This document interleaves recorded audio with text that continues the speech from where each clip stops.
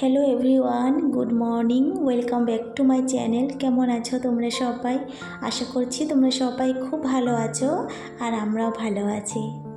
আজ আজ হলো আমাদের বাড়িতে মনসা পূজা। তো সকালবেলায় ভিডিওটা স্টার্ট করে দিয়েছি। সকাল বলতে এখন তো 9টাই বাজে। তো সকালে আজকে কোনো ডেইলি ব্লগ শ্যুট করছি না, আজকে একদম ডাইরেক্টলি পূজার ব্লগ, মনসা পূজার ব্লগ।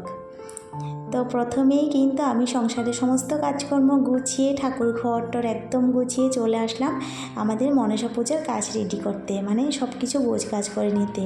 তো প্রথমে মালা গেঁথে নিচ্ছি, একটা মায়ের জন্য, একটা করব হংসের জন্য, আর একটা করব ঘটের জন্য। একটা বড় সড়ো করে করব ঘটের জন্য। তার মানে আমাদের না দুটো ঘট পাতা হয়, একটা জেঠিমাদের আর একটা আমাদের। তো আরেকটা কথা, আজ আমাদের পারনা, গতকালকে কিন্তু আমরা একাদশীও করেছিলাম, আর আজকে মানে ভোর আর কি 4:13 পারনা করেছি। আর একাদশী করেছি যেহেতু পারনা তো করতেই লাগবে, যে মানে যাই হোক না কেন। তো আমরা পুরীর প্রসাদ দিয়ে পারনা করেছি, তারপর চা খেয়ে নিয়েছি, তারপর খেয়েছি লবণ ছাড়া আর কি রুটি, যেটা ব্রাহ্মণই বলেছে। তো সেটাই করে আর কি পারনাটা করতেই লাগবে, তার জন্য আর কি করা, না হলে তো করা হতো না।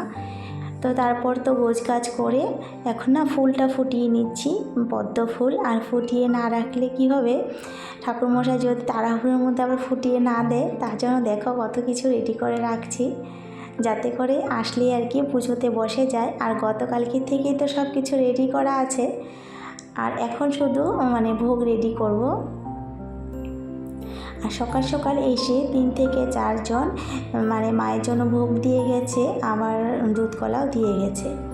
তো এখানে না যে আমাদের দিদি একজন এসছে, দিদি অল্প আগে এসেছিল, তো দিদিকে বললাম তো আমাকে একটু ফলটা বানিয়ে দাও, আমি ভোগটা রেডি করি। আর অনেকগুলো তো, আর তার জন্য বলছি, দিদি তো এমনি বসেছিল, আর পুজোর কাজ করতে কে না ভালোবাসে বলো। তো দিদিও কিন্তু অনেক ভালো কাজ করে, তো বললাম ফলটা বানিয়ে দাও আর আমি এদিকে গুছিয়ে নিচ্ছি। তো আমাদের মাও বসেনি, মা নারকেলটা কুড়িয়ে দিচ্ছে, তার সাথে নারকেলের ছোট ছোট করে মানে টুকরো করে রাখছে ছোলার সাথে দেওয়ার জন্য। তো আমাদের ঠাকুরমশাই আসবেন বলেছে 12টার সময়, কিন্তু না, 12টার সময় একদমই আসেনি, এসছে 1:30টার সময়, মানে অনেকটা দেরি করে। আর আমাদের পুজোটা বড় হয়, তার জন্য সবার লাস্টে আর কি আমাদের পূজা করে। এখানে কোনো কিছু অগোছালো নয়, অগোছালো কিছুই নেই, সব কিছু কিন্তু রেডি করা, শুধু ঠাকুরমশাইয়ের অপেক্ষায় আছি।